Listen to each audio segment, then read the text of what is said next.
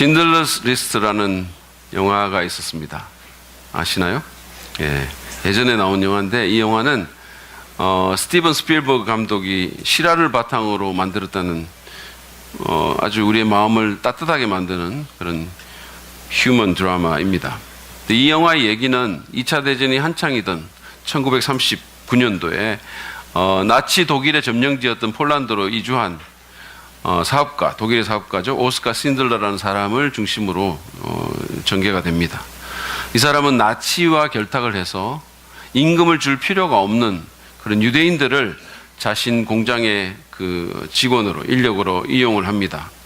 그러다가 거기 있었던 그 유대인 회계사인 이짝 스턴의 영향을 받아서 자기 양심의 소리를 듣게 됩니다. 그래서 이 신들러는 유대인들을 자신의 공장에 취직시키는 그런 방식으로 그들을 구하기 시작합니다.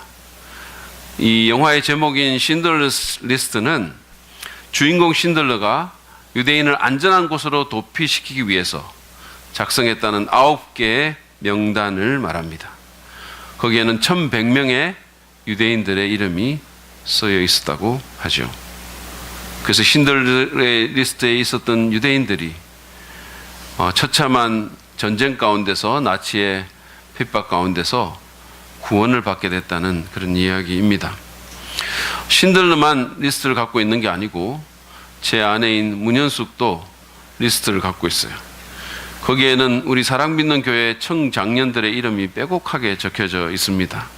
신들러스 리스트는 유대인들을 구원하기 위한 리스트지만 문현숙 리스트는 주일 예배에 출석 체크를 위한 리스트입니다. 누구도 그녀의 매의 눈을 피해갈 수가 없습니다. 정확하게 파악하고 출결석을 확인합니다. 그녀는 그 리스트를 보물처럼 여기고 그 누구도 그것을 함부로 건드리지 못하게 합니다. 저도 손을 잘 못 댑니다. 오늘 우리가 볼 느헤미야 7장에는 수많은 유대인들의 이름이 적혀 있습니다. 저는 이것을 느헤미야 리스트다 이렇게 명명을 했습니다. 사실은 느헤미야가 만든 것은 아닙니다. 왜냐하면 느헤미야 자신이 5절에서 보면 이것을 자기가 발견했다라고 얘기를 하고 있기 때문입니다. 그리고 거의 같은 리스트가 그 앞에 있는 성경이죠. 에스라서 2장에도 나옵니다. 제가 이것을 느헤미야 리스트라고 말한 것은 느헤미야가 만들었기 때문이 아니라 느헤미야서에 이 리스트가 있기 때문에 그렇게 불렀습니다. 이것은 느헤미야가 지금까지 우리가 본 것처럼 무너졌던 예루살렘 성벽을 재건하고 그것을 완공한 후에 이 거룩한 도시로 사람들을 유입시키기 위해서 인구조사를 하는 가운데 발견했던 1차 포로 귀환자들의 명부입니다. 4절 5절 말씀을 한번 보시죠. 성읍은 크고 넓으나 인구가 얼마 안 되고 예루살렘을 얘기합니다. 제대로 지은 집도 얼마 없었다. 귀족들과 관리들과 일반 백성을 모아서 가족별로 등록시키도록 나의 하나님이 나의 마음을 감동시키셨다. 마침 나는 1차로 돌아온 사람들의 가족별 등록 명부를 찾았는데 거기에는 다음과 같이 적혀 있다. 그러고는 쭉 이제 목록이 나옵니다. 여러분이 아시다시피 이 유대인들은 주전 586년에 자신들의 죄로 인해서 나라의 멸망을 경험하게 됩니다. 바벨론, 그 당시에 그 고대 근동의 최강대국이었던 바벨론에 의해서 멸망을 당하게 되고, 그래서 수많은 유대인들이 포로로 잡혀가서 거기서 타국 생활을 하죠. 물론 그 20년 이전에 벌써 포로 생활이 시작이 됩니다. 그 이전부터 느부갓네살이 쳐들어왔기 때문입니다. 그렇지만 그런 포로의 어떤 상황들이 훨씬 있기 전에 하나님께서는 이사야와 예레미야 선지자를 통해서 예언을 하십니다.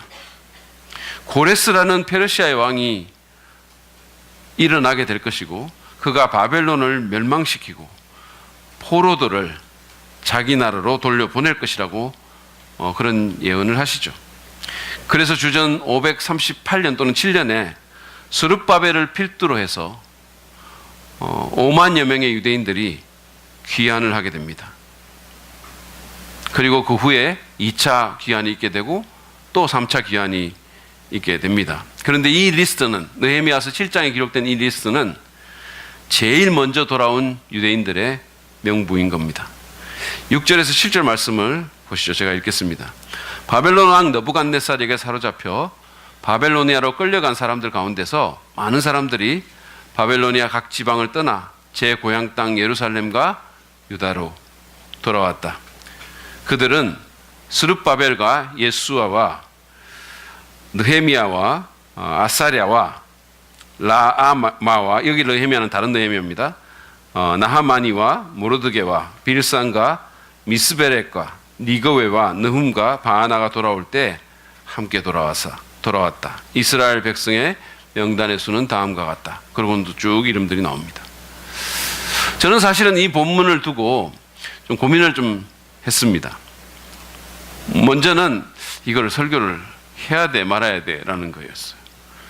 느헤미야 3장과 마찬가지로 7장도 거의 대부분의 설교자들이 다루지 않고 넘어가는 장입니다. 사람들의 이름만 잔뜩 나오는 리스트를 갖고 설교를 하기는 쉽지 않죠. 그래서 이걸 어떻게 할지 좀 고민을 했습니다.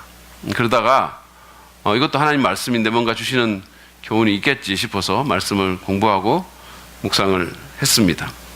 또 하나의 고민은 이 본문을 예배 때 읽을 것인가 말 것인가 하는 고민이었었어요. 발음하기도 힘든 사람의 그 이름들이 계속해서 열거되는데 이게 또 엄청 길거든요. 7장이 73절까지 있습니다. 제가 알기로 대한민국의 그 어떤 설교자도 이 본문을 다 봉독한 건 없는 것 같은데 내가 한번 해봐? 이런 생각이 막 드는 거예요. 그러다가 건축 중에 교회에서 타의에 의해서 나갈 수도 있겠다라는 생각이 들어서 안 읽기로 했습니다. 다만 군데군데 필요한 구절들을 제가 발췌해서 읽고 일단 이 장의 개요를 먼저 좀 설명을 하도록 하겠습니다. 이 본문의 개요는 이렇습니다. 제가 이미 읽었지만 7절에 이 귀한 자들의 1차 귀한 자들의 지도자들, 아까 읽었던 사람들은 지도자들의 명단입니다. 그리고 8절부터 25절까지는 가족별로 정리된 명단인데 8절에서 9절만 제가 읽겠습니다. 바로스 자손이 2172명이요 스바랴 자손이 372명이요. 그 다음에 26절부터 83절까지는 출신 지역별로 정리된 명단입니다. 26절만 맛보기로 한번 보시죠. 베들레헴 사람과 느도바 사람이 188명이요. 그러니까 여기는 지역별입니다. 그리고 39절부터 42절까지는 종교 지도자들, 제사장들 같은 사람들의 명단인데 39절 보시죠. 제사장은 예수아 집안 여다야 자손이 973명이요. 그리고 쭉쭉 나옵니다. 그리고 43절부터 45절은 레위인들과 찬양대와 성전 문지기들의 명단입니다. 이건 그냥 다 읽어보죠, 뭐. 한번. 이 정도는 괜찮겠죠? 네, 다음 주에 또 얼굴 보기를 바라면서 제가 읽겠습니다. 레위 사람은 호도야의 자손들인 예수아와 감미엘 자손이 74명이요. 노래하는 사람은 아삽 자손이 148명이요. 성가대를 얘기합니다. 성전 문지기는 살룸 자손과 아델 자손과 달문 자손과 악굽 자손과 하디다 자손과 소베 자손인데 138명이다. 그리고 이제 이어서 나오는 46절부터 56절까지는 성전에서 일하는 일꾼들의 명단입니다. 그리고 57절부터 60절은 솔로몬 신하들 자손들의 명단이고 세 번역은 솔로몬을 섬기던 종들의 신하 자손이다 이렇게 말했어요. 그리고 61절부터 65절은 이스라엘 자손인지 아닌지가 의심되는 그런 귀한 자들의 명단입니다. 자기들은 이스라엘 자손이라고 말하는데 계보가 없는 거죠. 그 중에는 제사장 가문이라고 주장하는 사람들도 있었는데 그들은 족보상 확인이 되지 않아서 제사장직에서 제외시킵니다. 그리고 66절부터 67절은 전체 귀한 자들의 합계고 68절부터 69절은 짐승들까지 합계를 해놨어요. 그리고 마지막으로 70절부터 72절까지는 성전 건축을 위해서 사람들이 바쳤던 헌금과 헌물의 목록이 나와 있습니다. 이것을 정리를 해서 한번 보시죠. 이 개요를 보면 이렇게 돼 있어요. 그래서 여러분들이 이렇게 쭉 보시면 이게 많은 이름들이 나와 있지만 이런 방식으로 보시면 좀 정리가 되실 것이고 이 장이 대충 어떻게 구성이 되어 있는지 짐작하실 수 있을 것입니다. 자, 그렇다면 이 리스트가 이게 좀 이 보는 게 여러분 좋지 않으세요? 표정이 왜 그러세요? 정리를 해드렸는데 이 리스트가 하나님에 대해서 무엇을 가르쳐 주는지 저는 오늘 그것을 좀 보려고 합니다. 제가 느헤미야 리스트의 신학 개론이다 그랬잖아요. 신학 레슨이라고 그랬나? 신학 레슨이라고 그랬잖아요. 그러니까 이 리스트가 우리가 믿는 하나님에 대해서 무엇을 말해주는지, 무엇을 교훈해 주는지 여러분과 더불어서 좀 배워보기를 원하는 겁니다. 먼저 이 리스트가 우리 하나님에 대해서 가르쳐 주는 교훈은 우리 하나님이 신실하신 분이다라는 거예요. 우리가 믿는 하나님은 신실하신 하나님입니다. 이미 우리가 잠깐 살펴본 것처럼 이 리스트는 1차 귀환자들의 계보와 인구수를 가게별로 지역별로 보존하고 있는 겁니다. 이것은 먼저는 성경이 일단 허구적인 마치 신화와 같은 그런 허구적인 세계를 다루고 있는 게 아니라 실제적인 역사에 기초한 얘기들을 하고 있다는 얘기입니다. 그것을 보여주고 있는 거예요. 뜬구름 잡는 것 같은 추상적 얘기만 하고 있는 게 아니라는 얘기예요. 여러분, 기독교 신앙과 성경은 역사에 기초하고 있습니다. 그래서 많은 것들이 고고학으로 밝혀지고 있고 역사적인 근거 하에서 우리의 신앙이 뿌리를 내리고 있다는 말씀이에요. 이것은 또한 하나님께서 인간의 역사 가운데 개입하셔서 일하시고 그 역사를 주관하시고 뿐만 아니라 당신의 약속을 이루시는 신실한 분이심을 우리에게 보여주는 강력한 증거이기도 합니다. 하나님께서는요, 1차 포로 귀환이 이루어지기 또 150년도 더 전에 이사야 선지자라는 사람을 통해서 고레스라는 사람이, 그 왕이 유대인들을 돌려보내고 예루살렘을 재건하는 일에 쓰임받을 것을 예언하셨어요. 그 사람이 나기도 전에. 여러분 놀랍지 않으십니까? 않으시군요. 예, 그럴 줄 알았어요. 저는 정말 놀라워요. 사실 우리는 150년 후가 아니라 15분 후에 무슨 일이 일어날 것도 모르잖아요. 그죠? 그때 설교가 끝났으면 좋겠다 이런 생각은 지금 하고 계시죠. 하나님은 아직 이 세상에 태어나지도 않았던 고레스라는 사람의 이름까지 대시면서 이스라엘의 회복을 약속하셨습니다. 이사야서 44장 26절과 28절 말씀을 보시죠. 먼저 26절입니다. 하나님께서는 당신의 종이 한 말을 이루어지게 하시며 당신의 사자들이 계획한 것을 이루어지게 하시며 예루살렘을 보시고는 여기에 사람이 살 것이다 하시며 유다의 성읍들을 보시고는 이 성읍들이 재건될 것이다. 내가 그 허물어진 곳들을 다시 세우겠다 하신다. 아직은 사실은 이때는 예루살렘이 허물어지기도 전인데 그 허물어진 것을 전제로 해서 여기가 재건될 거라고 예언하고 있는 겁니다. 150년 후의 상황이에요. 그리고 28절을 보시죠. 고레스를 보시고는 너는 내가 세운 목자다. 나의 뜻을 모두 네가 이룰 것이다 하시며 예루살렘을 보시고는 내가 재건될 것이다 하시며 성전을 보시고는 너의 기초가 놓일 것이다 하신다. 근데 이것만이 아닙니다. 그분은 예레미야 선지자를 통해서 그 선지자를 통해서도 포로 귀환을 약속했는데 이번에는 언제 그런 일이 있을지를 기간을 정해서 말씀을 하십니다. 29장 예레미야 29장 10절 11절입니다. 나 주가 분명히 말한다. 너희가 바벨로니아에서 70년을 다 채우고 나면 내가 너희를 돌아보아 너희를 이곳으로 다시 데리고 오기로 한 나의 은혜로운 약속을 너희에게 그대로 이루어 주겠다. 너희를 두고 계획하고 있는 일들은 오직 나만이 알고 있다. 내가 너희를 두고 계획하고 있는 일들은 재앙이 아니라 번영이다. 너희에게 미래에 대한 희망을 주려는 것이다. 나 주의 말이다.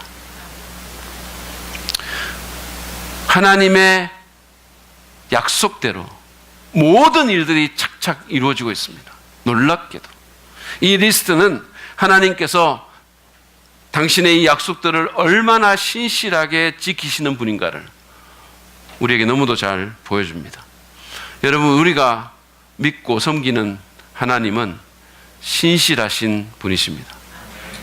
그분은 참으로 믿을 만한 분이십니다. 그분은 약속을 지키시고 그분은 헛된 소리를 하지 않으십니다. 정치인은 공약을 남발하고 심지어는 목회자조차도 때로는 우리를 실망시킬 때가 있지만 하나님은 그러지 않으십니다. 어떤 목사님이 병원에 신방을 갔어요. 산소호흡기에 의존하는 중환자였습니다.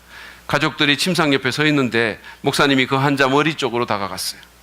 서서 간단히 위로의 말을 하고 기도하려고 하는데 환자가 갑자기 막 손을 흔드는 거예요. 평소에 목사님을 너무도 신뢰했던 그런 성도라 세상 떠나기 전에 목사님에게 뭔가 급히 할 말이 있는가 보다 싶어가지고 목사님이 메모지하고 펜을 줬어요. 그랬더니 그가 몇 자를 급히 꺼적거리고는 목사님에게 줍니다. 그리고는 다시 막 팔을 허우적거렸어요. 그리고 곧 숨을 거두셨습니다. 그런 상황에서 개인적으로 전달된 메모를 읽는 게 적절하지 않은 것 같아서 목사님은 그 메모를 코트 주머니에다 넣고 기도하고 그리고 가족들을 위로하고 왔어요. 그리고 장례식을 하고 그리고 이제 장지에 가면서 마지막으로 하간 예배 때 무슨 말씀을 할까 생각을 하다가 갑자기 그가 임종하는 날 자신에게 메모를 준 것이 그때 생각이 난 거예요. 그래서 설교에 도움이 될 어떤 말이 거기에 적혀 있을지도 모르겠다는 생각이 들어서 그거를 이렇게 찾아가지고 코트 주머니에 찾아서 그것을 읽어봤어요. 거기에는 이런 말이 날림체로 적혀 있었습니다. 목사님, 비켜서세요. 지금 제 산소호흡기 호스를 밟고 계신다고요. 여러분, 목회자는 우리를 실망시킬 수 있어요. 그러나 하나님은 그러지 않습니다. 그분은 실수하지 않으시고 그분은 약속을 어기지도 않습니다. 하나님을 신뢰합시다.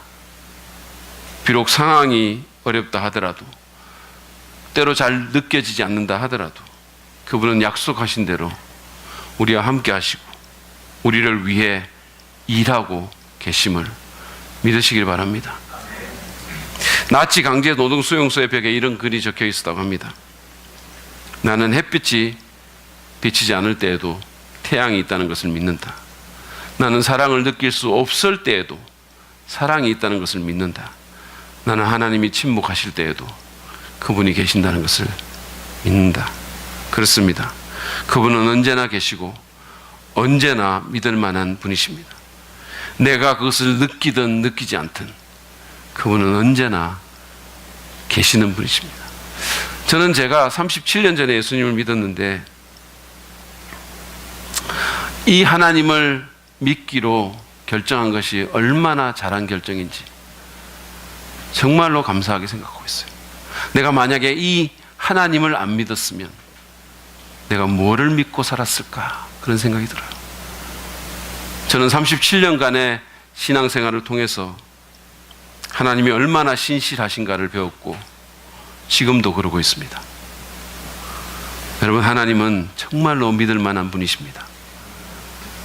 그러므로 보는 것으로가 아니라 느낌으로가 아니라 믿음으로 삽시다. 상황이 아니라 하나님 바라보고 삽시다.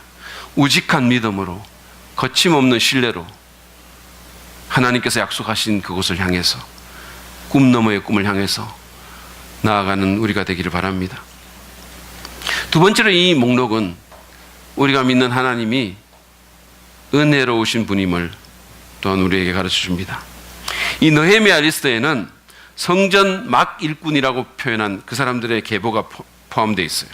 이게 46절부터 56절에 이렇게 적혀져 있는데 여러분이 안 좋아하시겠지만 제가 그냥 읽겠습니다.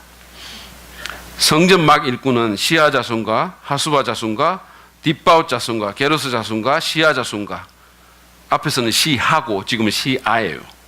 그리고 바돈 자손과 르바나 자손과 하가바 자손과 살메 자손과 하난 자손과 기델 자손과 가할 자손과 르아야 자손과 르신 자손과 느고다 자손과 갓삼 자손과 우사 자손과 바세아 자손과 베세 자손과 모우님 자손과 느비스심 자손과 박북 자손과 하그바 자손과 할훌 자손과 바슬릿 자손과 힘드네요. 머히다 자손과 하르사 자손과 바르고소 자손과 시스라 자손과 데마 자손과 느시아 자손과 하바다 자손이다. 하디바 자손이다. 감사합니다. 근데 이 사람들을 일부 영어 성경에는 성전 봉사자다 이렇게 의역을 했거든요. 근데 레위인들도 사실은 성전 봉사자들이니까 그래서 세 번역은 헷갈릴까봐 이들을 성전 막 일꾼이다 이렇게 표현을 했고요. 개역 개정을 보면 아예 히브리어로 그냥 히브리어 표기대로 그냥 그대로 느디님 사람들이다 이렇게 표현을 했어요. 이 느디님, 히브리어로 느티님인데 이 느티님은 어원적으로 주다라는 뜻의 히브리 단어 나탄에서 유래한 남성 복수 명사입니다. 근데 이게 무슨 뜻이냐 하면 이 느티님이 주어진 사람들이라는 뜻이에요. 이게 왜 그러면 그런 이름이 붙여졌냐 하면 이들은 성전 봉사를 위해서 제사장들과 레위인들의 조력자로 주어진 사람들이라는 거예요. 그래서 주어진 사람들입니다. 이들의 기원은 이 사람들은 사실은 유대 족속이 아닙니다. 혈통상 유대 족속이 아닌 사람들이에요. 근데 이들의 기원은 여호수아서를 보면 나오는데 여호수아에게 스스로 항복한 가난한 사람 중에 기브온 사람들이 있어요. 자, 이 사람들은 여호수아 9장에 나오는데 여호수아는 그들을 받아들여서 성전에서 종으로 섬기게 만듭니다. 여호수아 9장 27절이에요. 여호수아는 그들을 회중을 섬기고 주님의 제단을 돌보는 종으로 삼아 나무를 패고 물을 깃는 일을 맡게 하였다. 그들은 오늘까지 다시 말해서 여호수아서를 기록하는 그날까지 주님께서 택하신 곳에서 그 일을 하고 있다. 이처럼 느디님은 이방인들이었어요. 그리고 그 후에도 계속 이렇게 느디님들이 생기는데 대부분 전쟁 포로들입니다. 그래서 성전에서 종로로 타던 사람들이었어요. 근데 기한 후에 이들은 당당하게 유대인들의 기한 명부에 그 이름을 올렸고 그것도 여러분들이 그 목록을 이렇게 보시면 제사장들과 레위인들과 나란히 소개가 되는 거예요. 그리고 이스라엘의 재건에 중요한 역할을 감당했음을 볼 수 있습니다. 하나님 백성이 아니었던 자들이 하나님의 백성이 된 겁니다. 백성이 아니었던 자들이 백성으로 인정된 거예요. 자격 없는 자들이 놀랍고 영광스러운 직분을 받았습니다. 여러분, 이것이야말로 하나님의 은혜가 아니고 뭡니까? 제가 아까 여러분이 싫어하실 것이 분명한데도 불구하고 굳이 이 이름을 틀려가면서 읽었던 것은 이 사람들이 바로 우리 같은 사람이기 때문이에요. 우리가 바로 그 느디님 사람입니다. 하나님은 아무 자격 없는 우리를 당신의 백성으로 삼아주셨어요. 느디님 사람처럼 자격 없는 우리를 예수 안에서 십자가에 말할 수 없는 은혜를 베푸시고 당신의 자녀로 삼아주신 것입니다. 여러분, 이게 여러분에게 아무렇지도 않으세요? 다른 사람도 아니고 하나님의 자녀가 된 거예요. 미국 대통령의 자녀가 된 게 아니고 높으신 하나님의 자녀가 된 겁니다. 아무 조건 없이 우리를 용납하시고 영원히 천국의 시민이 되게 만들어주신 것이에요. 이 땅을 살아갈 때도 살아있는 소망을 갖고 살 수 있도록 우리에게 은혜를 베풀어 주신 겁니다. 여러분, 이게 당연하다고 생각하세요? 하나님이 마땅히 그래야 한다고 생각하십니까? 우리에게는 가장 높으신 하나님의 호의를 받을 만한 충분한 자격이 있다라고 생각하세요? 당연히 내게 하나님이 호의를 베풀어 주셔야지. 혹시 그렇게 생각하십니까? 제가 섬기는 신학교에 요즘 강아지가 많습니다. 이게 제가 지금 점심 때 아주 그 강아지들과 행복한 시간을 보내고 있는 건데 지금 이 사진에만 하더라도 강아지가 8마리예요. 7마리예요. 예. 곧 안 나온 강아지도 하나 있는데 사실은 어쨌든 이럽니다. 너무 많은 거예요. 저는 요즘요 정말 빛 가운데 걸어가고, 그 말은 제가 하나님의 빛이 아니라 은행 빛 가운데 걸어나오면서 정말로 제가 개들과 동행하는 삶을 살고 있어요. 근데 이제 개를 싫어하는 저희 학교 교수님들은 학교가 개판이 됐다고 막 불평을 하면서 학교 이름도 성침이 아니라 개침대학원 대학교로 이름 바꿔야 된다고 막 이렇게 말을 해요. 근데 이 개판인 학교에 얼마 전에 까만색 푸들 하나가 새로운 식구로 들어왔어요. 바로 얘인데요. 이게 누군가가 버리고 간 유기견이에요. 이거를 누가 버리고 간 거예요. 근데 저는 이 개가 싫었어요. 아까 나온 그 흰 개들은 보면 이 얼굴이 선하거든요. 이 보면 선합니다. 제가 볼 때는 천국 갈 만한 개라고 생각해요. 이게 굉장히 선하게 보이는 거예요. 근데 이 까만 개는 이 얼굴이 좀 사납고, 예, 이게 너무 안 좋더라고요. 예, 그리고 뭐 눈빛도 좀 사납기도 하고, 무엇보다 성질이 더러워요. 그리고 똥도 너무 자주 사는 거예요. 그래도 누군가에게 버림을 받았다는 말에 제가 좀 불쌍해서 예뻐해 주려고 했는데, 아니 유기견 주제에 저한테 막 이빨을 드러내고 막 르릉거리면서 달겨드는 거예요. 그래서 제 마음이 완전히 싸늘하게 식어버렸어요. 그러면서 저러니까 버림을 받았지, 이런 생각까지 막 들기 시작하는 거예요. 그래서 이제 직원이 유기견 센터에 연락을 해가지고 이제 이런 걸 말을 한다고 이제 그러라고 그랬어요. 근데 이제 나중에 알아보니까, 그래서 신고도 실제로 했어요. 나중에 알아보니까 이거를 신고를 해가지고 30일 동안 임자가 안 나타나면 안락사를 시킨다는 거예요. 네. 그러니까 그 소식을 들은 학교 직원 자매 하나가 그렇게는 할 수 없다고, 그렇게 내버려 둘 수는 없다고, 자기가 받아들이겠다고, 자기가 맡겠다고 이렇게 나온 거예요. 그래가지고 자기가 거두어서 돌봐준 그런 일을 맡았습니다. 그래서 그 개의 집을 마련해주고 옷도 입혀주고 수시로 그 아이를 찾아서 그냥 먹여주고 산책시켜주고 그 아이의 엄마가 된 거예요. 결혼도 안 했으면서. 근데 제가 이 유기견을 보면서 저를 생각했어요. 하나님 앞에서 저는 저 유기견보다 훨씬 더 못나고 사납고 예쁜 구석이라고는 찾아볼 수 없는, 그리고 가련한 존재라는 생각이 들었습니다. 내 처지도 진짜 제가 모르고 오히려 나를 만들어주신 하나님께 이빨을 드러내고 어르렁거리고 악한 존재였다는 생각이 들었어요. 근데 하나님께서 그런 저에게 호의를 베풀어 줄 아무런 이유가 없는데도 불구하고, 마치 우리 학교의 직원 자매가 그랬던 것처럼 저를 거두어 주시고 순전한 은혜로 저를 만나 주시고 사랑해 주시고 아침마다 새로운 은혜를 베풀어 주시는 거예요. 그게 너무너무 감사한 겁니다.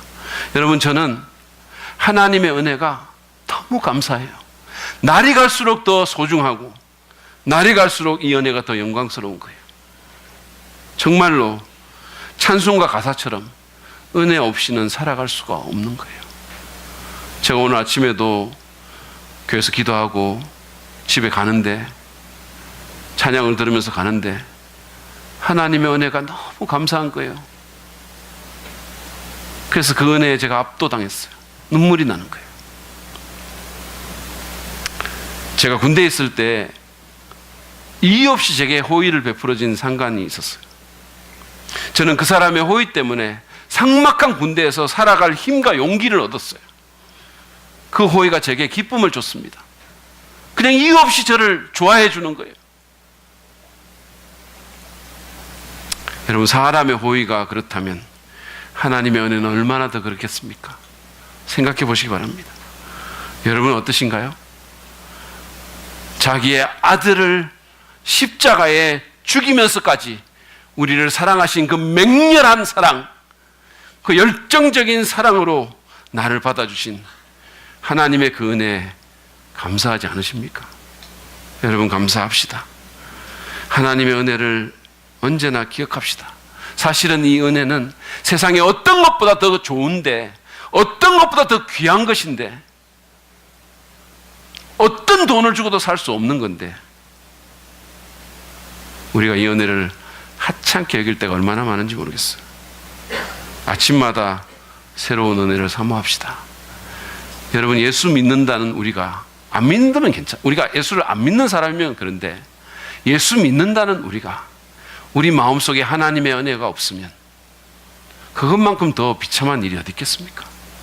하나님의 은혜로 나를 채워주시고 날마다 그 은혜 가운데서 살고 날마다 그 은혜 가운데 기쁨을 얻고, 제가 군대에서 그랬던 것처럼 날마다 그 은혜 때문에 살아갈 힘과 용기를 얻고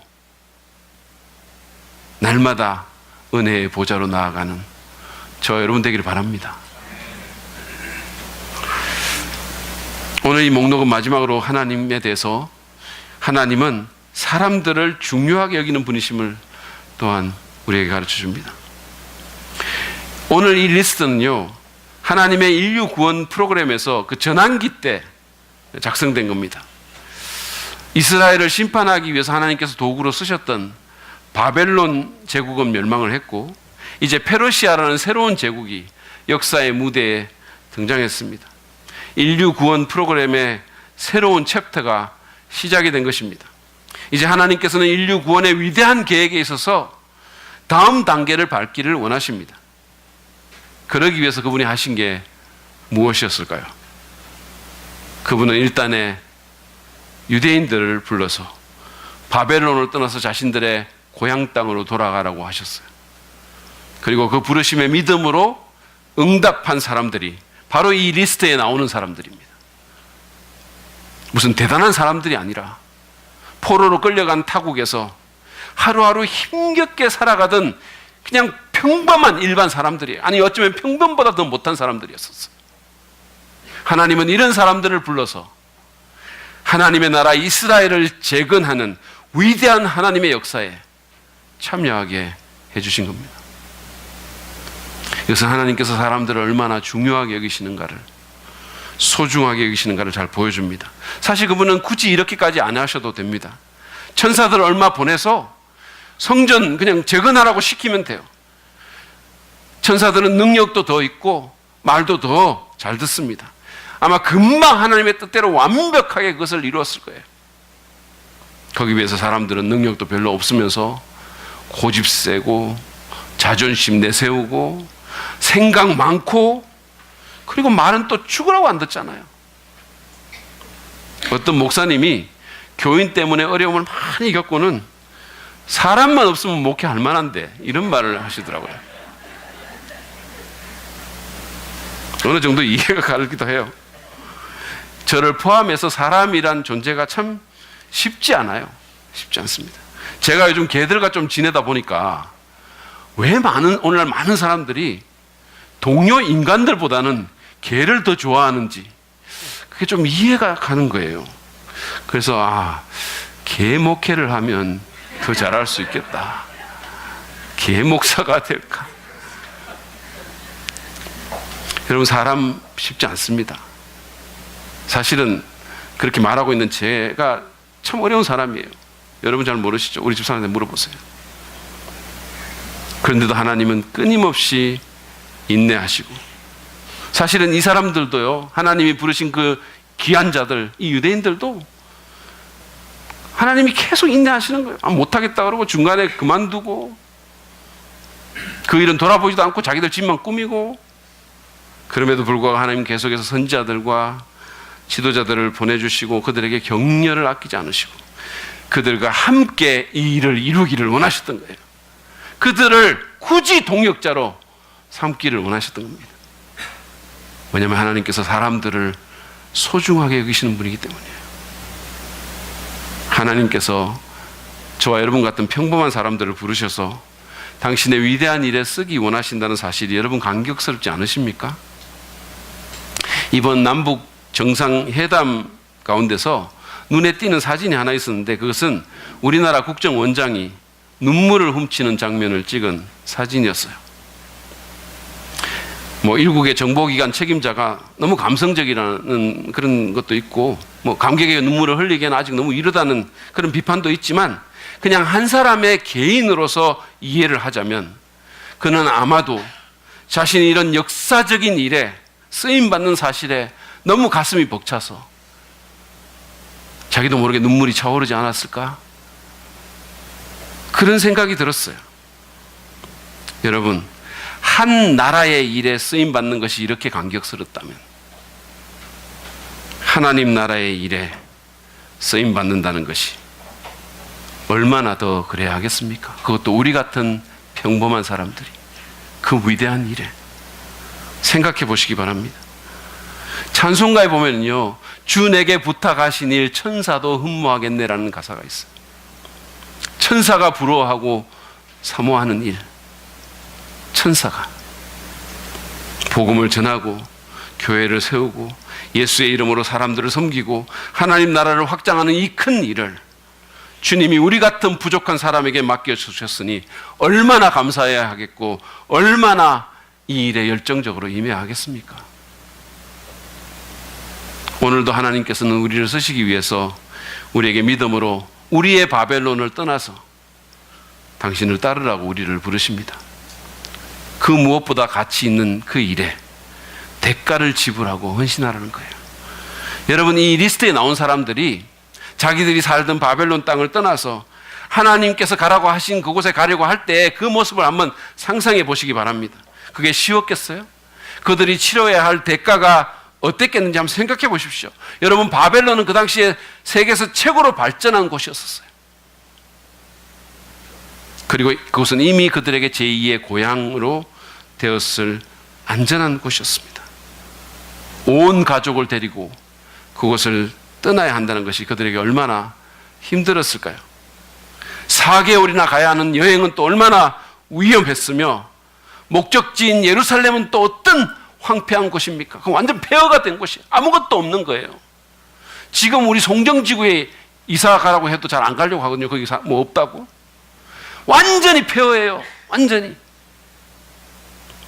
거주지도 없고 시설도 없고 사방에 있는 대적들만 우글거립니다. 여러분 같으면 거기 가서 모든 것을 다시 시작하시겠어요?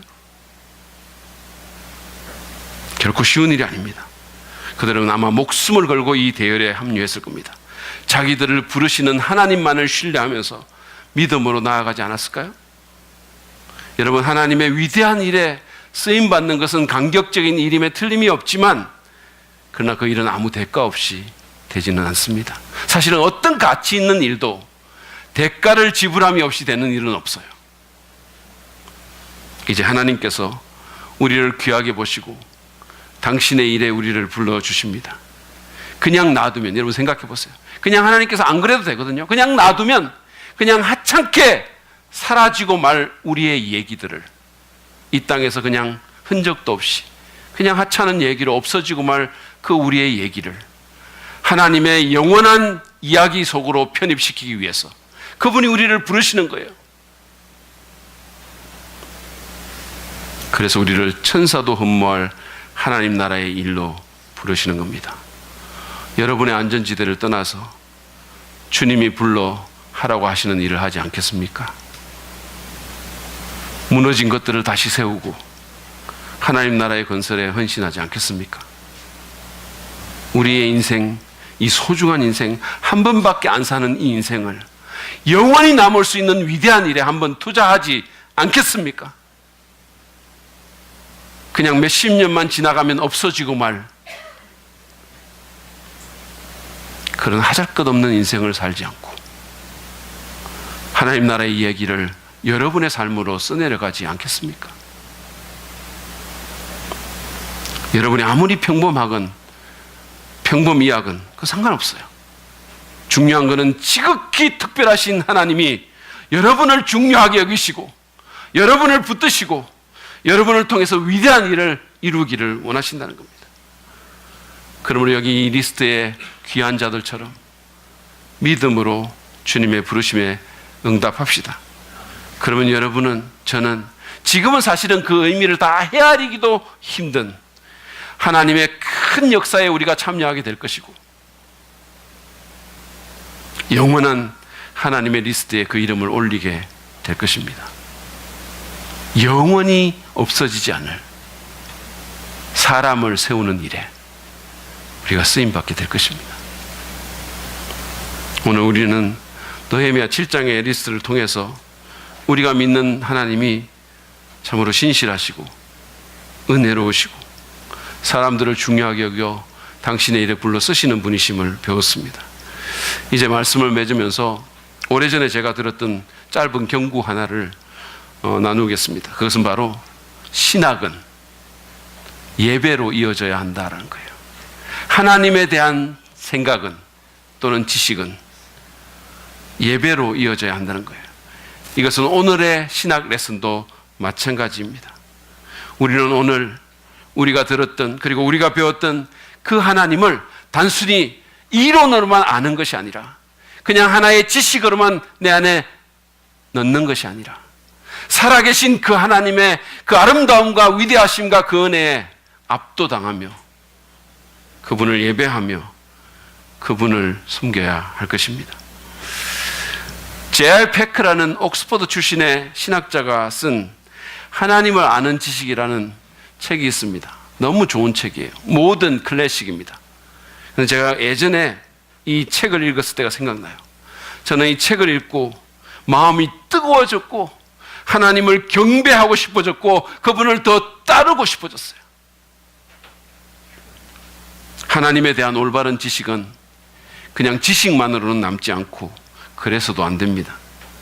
우리는 그 무엇보다 그 누구보다 신실하시고 우리 인생길에 참으로 믿을만 하시고 우리의 사망의 골짜기를 지나갈 때 정말 지팡이가 되어주시는 그 하나님을 그리고 너무도 은혜로우셔서 백성 아닌 자를 백성으로 삼아주신 그리고 날마다 새로운 은혜로 우리를 만나주시는 그 하나님을 그리고 우리 같은 평범한 사람들을 위대한 일로 불러서 쓰시기를 원하시는 그 하나님을 더 의지하고 더 사랑하고 더 예배하고 더 따르기로 더 섬기기로 결단해야 합니다. 그렇게 믿음으로 반응할 때 그 하나님께서 누구도 할 수 없는 방식으로 여러분의 인생을 가치 있게 만드시고 무너진 것들을 다시 일으켜 세우고 하나님 나라를 건설하는 그 위대한 일에 그 영원한 일에 계속적으로 저와 여러분을 사용해 주실 것입니다. 이 시간에 그 하나님께 나아가지 않겠습니까? 그 하나님을 사랑한다고 주신 은혜가 감사하다고 다른 것보다 하나님 믿으며 살겠다고 고백하지 않으시겠습니까? 이 시간 함께 주 앞에 나아갑시다.